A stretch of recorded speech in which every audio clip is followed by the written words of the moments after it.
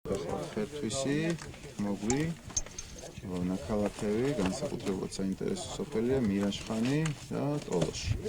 ჩვენ იმისათვის რომ რამე არ გამოგყაროთ და ესე იგი განსაკუთრებულად გავაძლიერეთ ველზე საველე საექსპედიციო სამუშაოები, სპეციალურად ყავდა ჩამოყვანილი თვითმფრინავი, რომელმაც დეტალურად კიდევ ერთხელ ლანდშაფტის მოგცა შესაძლებლობა შევაფასოთ და ვფიქრობთ, რომ ძალიან საინტერესო მასაა, რომელიც ადეკვატურად არის ზონირებული, შეფასებული და უკვე ბოლო სტადიაზე განხილვის და დამტკიცების საგანს წარმოადგენს.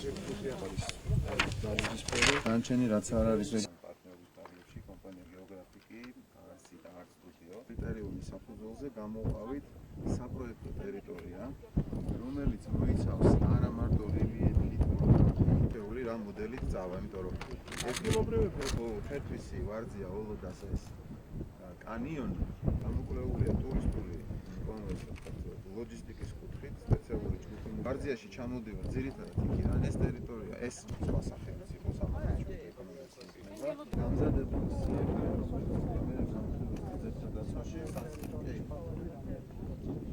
ესე იგი თავიდან იყო დაახლოებით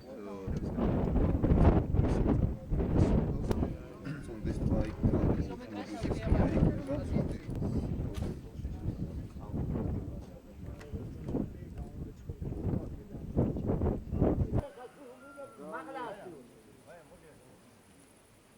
აი აქაური აი ფისე რაღაცა ისინი რა ქვია უტოვარ რამე რაღაცა და ბარადეჩი ერთხელ გავახეჩი არის ავა ბნელა რა განათება არ მაქვს აქ მერო ჩაგწერო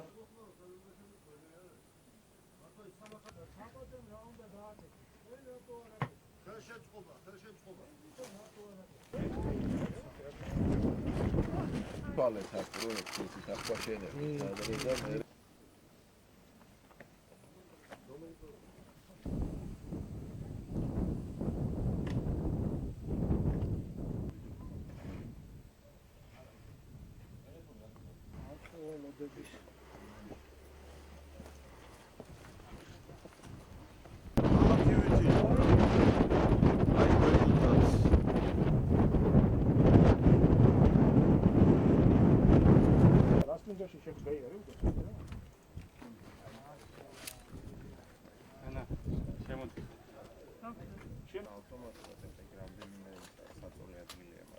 În 2014 წლის თებერვალში კონკურსის შედეგად გამოვლინდა კომპანიათა ერთობლიობა, რომელმაც დაიწყო მუშაობა ვარძია ოლოდა ხერთვისის კულტურული მემკვიდრეობის ლანდშაფტის მიწათსარგებლობის გეგმის გაკეთებაზე. დღეის მდგომარეობით პროექტი პრაქტიკულად დასრულებულია და ჩვენ დღეს ვნახეთ ის კონკრეტული შედეგები, რაც შემსრულებელმა გააკეთა, როგორც იხილეთ, თვითონ საკვლევი ტერიტორია 3000 ჰექტრამდე არის გაზრდილი, 1000-მდე კულტურული მემკვიდრეობის ძეგლი არის შესწავლილი და დატანილი რუქებზე. აქვე არის შემოთავაზებული ტურისტული მარშრუტები, რომელმაც უნდა დამატებითი ინვესტიციების მოზიდვის შესაძლებლობა მისცეს ამ მხარეს. ყველასთვის ცნობილია, რომ კულტურული მემკვიდრეობის ეკონომიკა არის ყველაზე მდგრადი და ჩვენი მთავარი ამოცანა არის იმ კულტურული მემკვიდრეობის გაფრთხილება, რომელიც დღეს ჩვენ ქვეყანაში გაგვაჩნია და ვარძია ალბათ ის ყველაზე მნიშვნელოვანი და ერთ-ერთი მნიშვნელოვანი ძეგლია, რომელიც ჩვენ გვაქვს. მინდა აღვნიშნო და მადლობა გადაუხადო საქველმოქმედო ფონდ ქართულს, რომელმაც წლების მანძილზე აქ უზარმაზარი სამუშაოს ჩატარების შესაძლებლობა მისცა როგორც რესტავრატორებს, ისე არქიტექტორებს და დღეს ეს ძეგლი შემოგვინახა. აქვე ის დანარჩენი ძეგლები, რომელიც დღეს ტურისტებისთვის არ არის ხელმისაწვდომი, იმიტომ რომ ცნობადობა მათი არ არის და აღნიშნული პროექტით ჩვენ გვექნება შესაძლებლობა, რომ ტურისტებს აღნიშნული ობიექტები ვაჩვენოთ. აქვე მინდა აღვნიშნო, რომ 10 სოფლის მიწათსარგებლობის გენერალური გეგმა შემუშავდა. ეს არის დოკუმენტი, რომელიც რეალურად აძლევს აღნიშნულ სოფლებს სწორად განვითარების შესაძლებლობას და აძლევს ასევე რწმუნებას ინვესტორებს, რომ მათ შეუძლიათ ამ სოფლებში მოვიდნენ და რეალურად განახორციელონ თავიანთი ინვესტიციები და ეს ინვესტიციები იქნება დაცული. კომპანია გეოგრაფიკი კომპანია არსთან და არს სტუდიოსთან ერთად ჩვენ გვხვდა პატივი, რომ გაგვეკეთებინა ძალიან საინტერესო პროექტი, რომელიც გულისხმობს ხერთვისი ვარძია ოლოდას კულტურული ლანდშაფტის, ასე ვთქვათ, ქალაქმშენებლობის დოკუმენტაციის დამუშავება.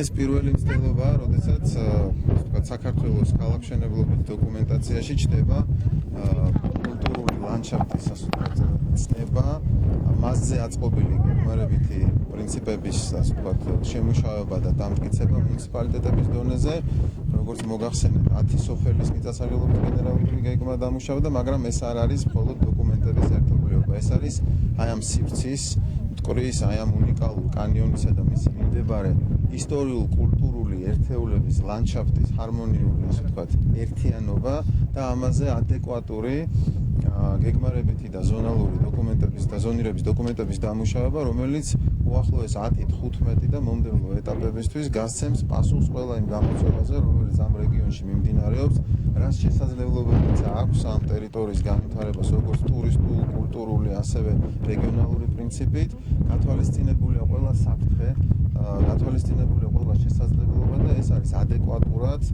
ასე ვთქვათ, მოზომილად და განვითარებაზე და ასევე, ასე ვთქვათ, შენარჩუნებაზე და კონსერვაციაზე ბალანსირებულად მორგებული პრინციპებზე დაფუძნებული დოკუმენტაცია. თქვენ იცით, რომ ახალქალაქის ინდექსის განვითარება მიმდინარეობს წლების განმავლობაში, საერთოდ ბევრად უფრო საინტერესო და ხელმისაწვდომი გახდება, ვიდრე დღეს არის. ამდენად ჩვენ ვემზადებით იმ მომენტისთვის, როდესაც ეს ტერიტორია იქნება ისე მართული და ზონირებული და დაგეგმილი, რომ ის ერთის მხრივ არ გამოიწვევს არსებული კულტურული მემკვიდრეობის და ლანდშაფტის, ასე ვთქვათ, მოშლას, დარღვევას, მაგრამ მეორეს მხრივ არ აცდება იმ შესაძლებლობების რეალიზებას, რომელიც გლობალური ეკონომიკა, რეგიონალური ეკონომიკა მოითხოვს და ამიტომ ჩვენ სწორედ აი ამ გამოწვევებისა და საფრთხეების ზღვარზე დავამუშავეთ ეს პროექტი, რომელიც ძალიან საინტერესოა და ვფიქრობთ, რომ ამ ამოცანას წარმატებით გავართვით თავი.